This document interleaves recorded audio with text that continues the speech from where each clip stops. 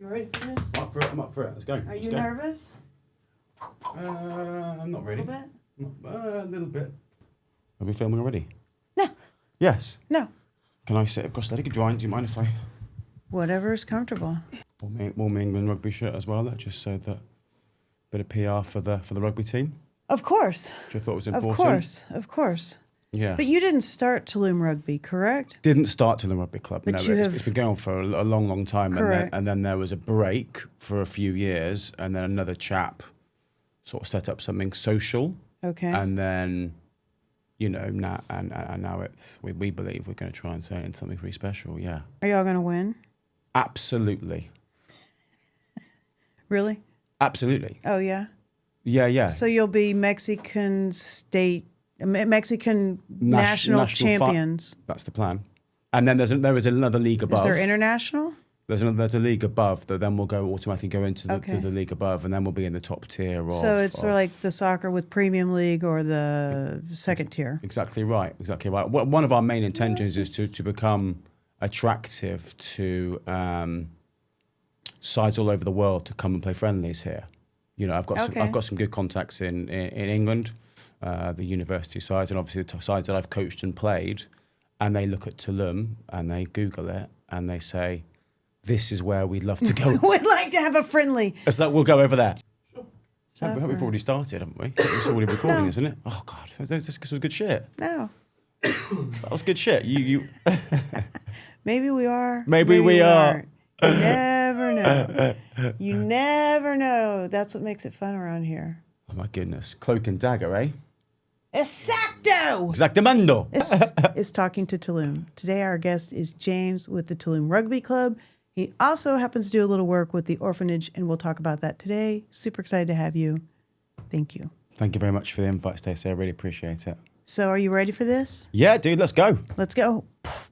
Bum, bum, bum. I told you I had questions. I have questions. Cool, dude. But we always start the same way. We Yeah. always ask with, how did you get to Tulum? And tell us your Tulum story. Do you know what happened? I came here. Yes, please. I came here for a Bumble date. For a date. For a Bumble date, because we were in Playa del Carmen. Okay, you didn't have to In travel Playa del too far. Carmen, and she was like, and the girl was based in Tulum, and so Brilliant. I came here for just out of the date didn't even happen actually. The date didn't even happen because I didn't message her in the morning, and nothing came of it. And then I wandered around. And then I fell in love with it really. It was just open. People were smiling. People were happy.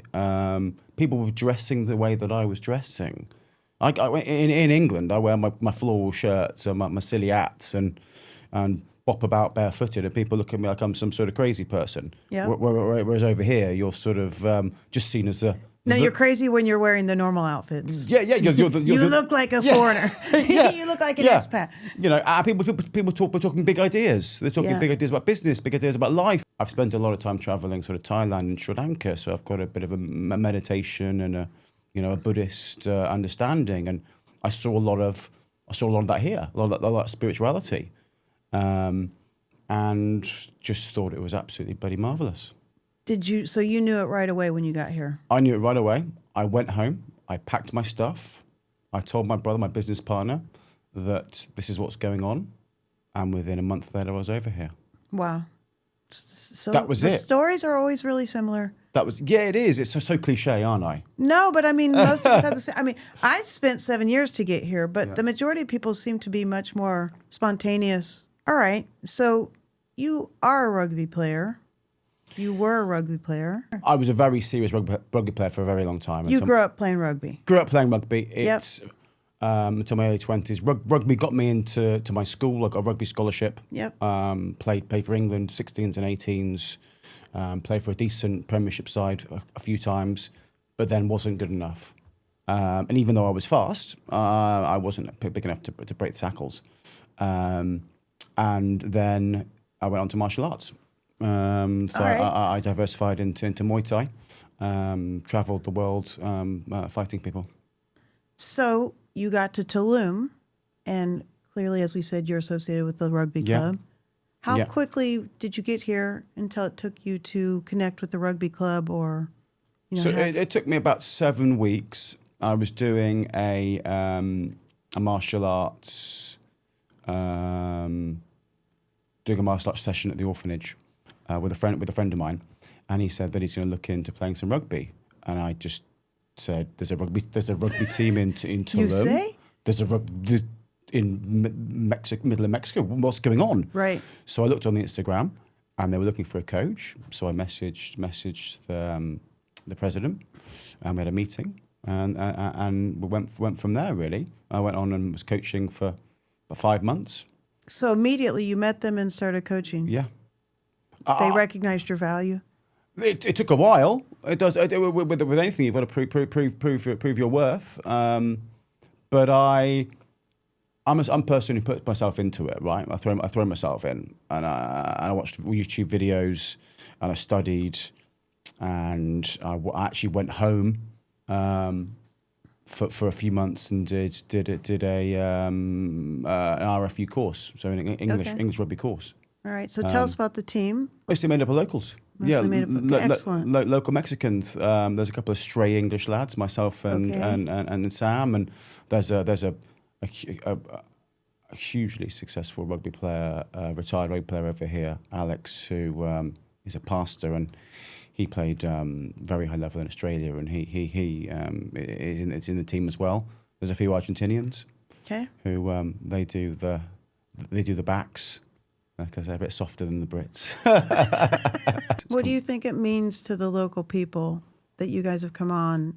Now they're good.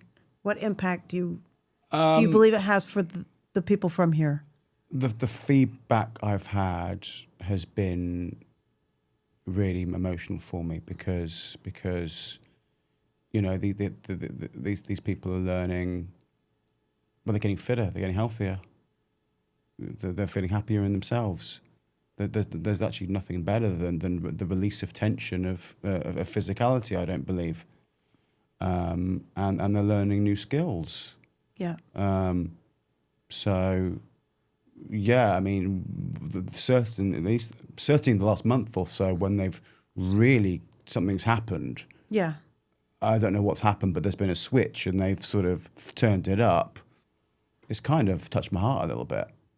Do you see community support? Like, is the community coming out for games, or do they come out to support the team, or are you seeing that yet? We're not seeing as many come and watch as we want to. I think a lot of it is to do with the fact that there's not a pitch here in Tulum. And when we're playing on Deportivo, and it's stones and it's hard and it's not like... but people can come see you play. People can come see That's better to see you guys get cut up and the trainings, right. yes, but there aren't lots of games at the moment. Sure. So we're going to be bringing teams over, and we're going to be trying to get more games as things develop. And do you think that are you seeing this provide an opportunity to some of the younger kids that are a part of this? Are you seeing more people come out and join the practices? So Malish have a young side. They have a young trainings set up as well. So we are, investing a lot of time in the youth and trying to build the community. Turnout to trainings are fantastic. If you're getting 18 to 23 people on 2 days a week. Yeah. So that's comparing to some of the stuff I'm seeing in England. Yeah. No, Tulum is showing up for physical activity. That has become really apparent, be it whatever, the bike clubs, the run clubs, the Muay Thai, the boxing. I mean, Tulum shows up for physical activity. Yeah. Even when they say there's no one here.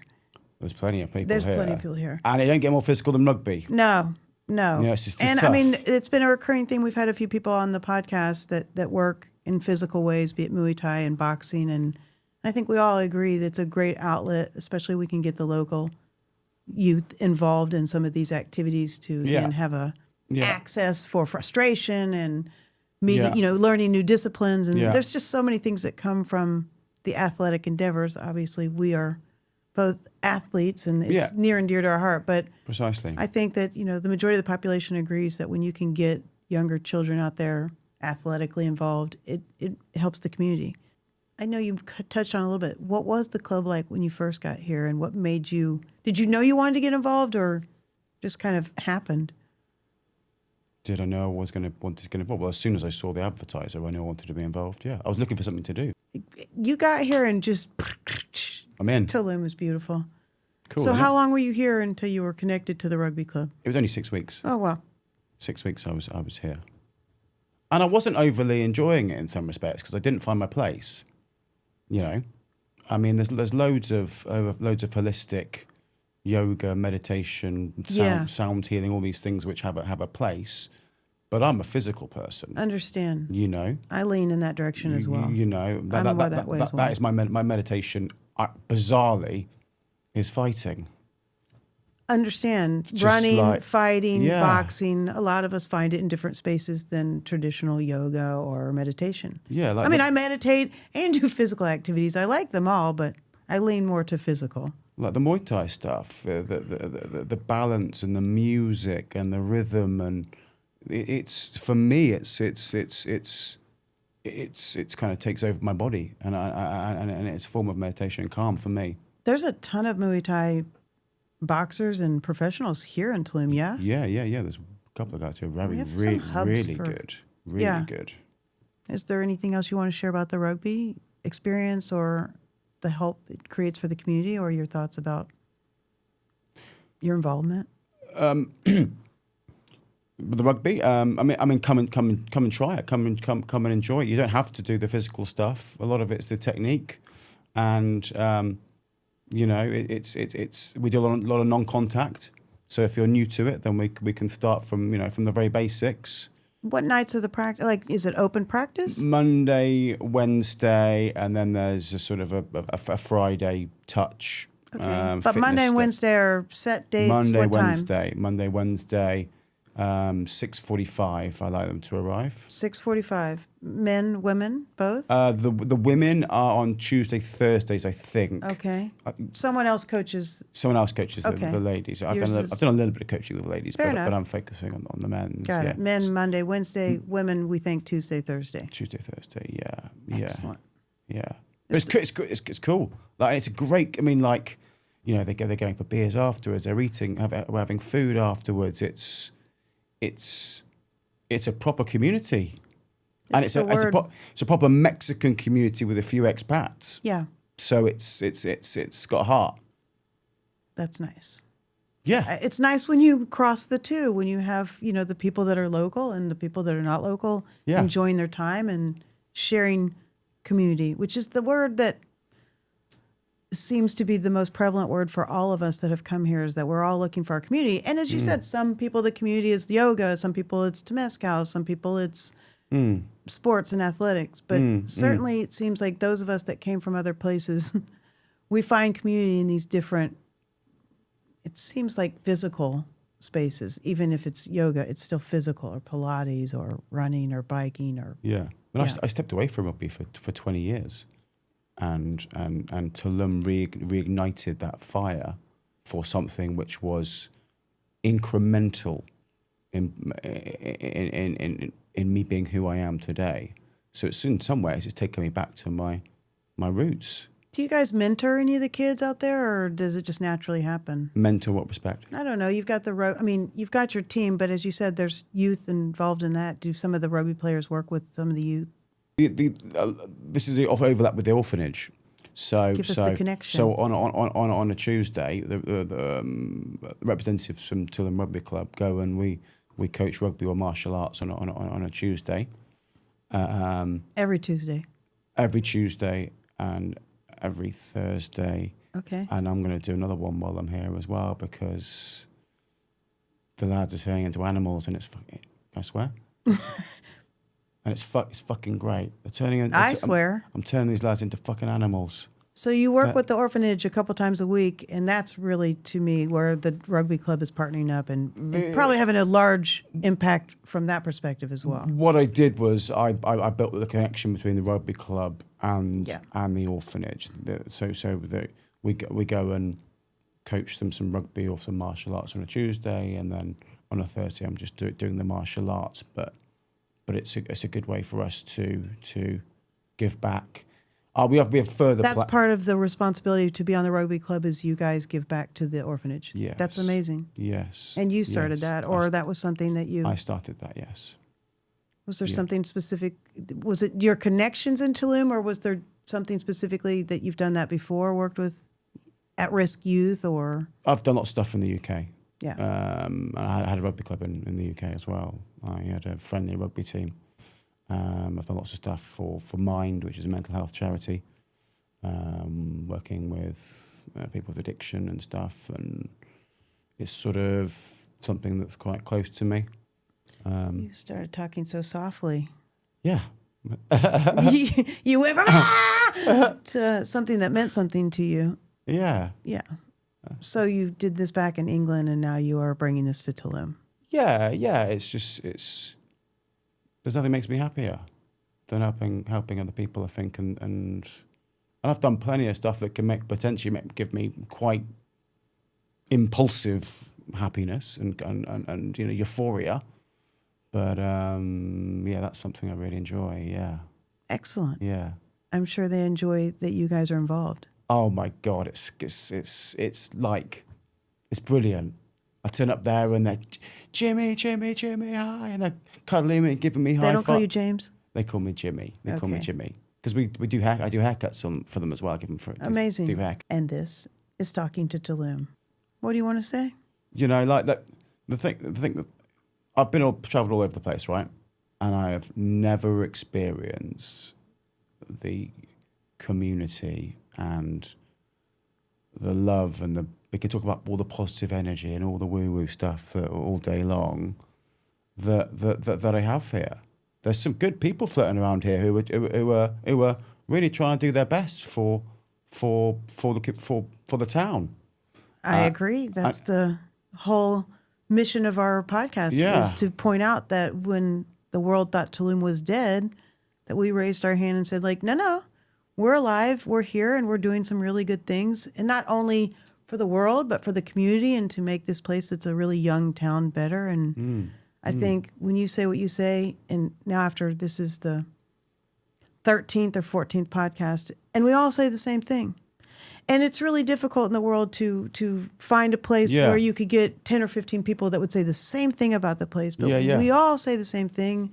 Our stories might deviate just a little bit, but I think love is in a lot of our hearts. I believe a lot of us believe in giving to the place that we are at, so that we feel like that place is better. And you see a lot of athletes. A lot of us are athletes, but you see a lot of people that had a lot of success in other areas that have come here and redirect it in different ways. I don't get to play tennis anymore, but I'm trying to redirect it in other ways so that I can, have athletic, have mental, and, have a place that just feels really comfortable for whatever space and place I want to be in. And do you know what I like about it? I like the rawness of it as well. I like the holes in the roads. Same. I do too. I like the fact that I fly around on my scooter and nearly fall off twice a day. I mean, I do too. The fact that I climb myself at a T-junction, and I'm like, who's going to hit me now? I love the fact that I can park my scooter wherever I want to. I love the fact that I'm not getting a speeding ticket. Just because people, you don't feel like Big Brother's watching you here. No. In Europe, you feel like you're controlled, and there's like something on your chest stopping you from becoming who you want to be. And here, it feels like you can explore so many different channels, so many different areas, because there's cool people doing cool shit, dude. Anything else? I think my good friend Sam Gordon, who does a lot for Tulum community, would be a good guest. I think Sam does a lot too. I would love to have Sam come on the show. And maybe seeing his mate on it might. Vamos a ver. Yeah, might be a poke in the right direction. But I do think Sam's done a lot of things for the community, and since I started the podcast, his name was on the list. In fact, he was asking when we started, so I would love to see him come on. And he's attached to all these things. He does seem to be attached to the orphanage and to the Feed Tulum and Run Club, and so I see him attached to all these things, and the Rugby Club. So I definitely believe he's on our list. It's whether or not we're on his list. Anyone else? I think that's pretty good. All right. It's pretty good, yeah. I mean, thank you very much for the invite, and keep me updated on how things are going. You too. And this is Talking to Tulum.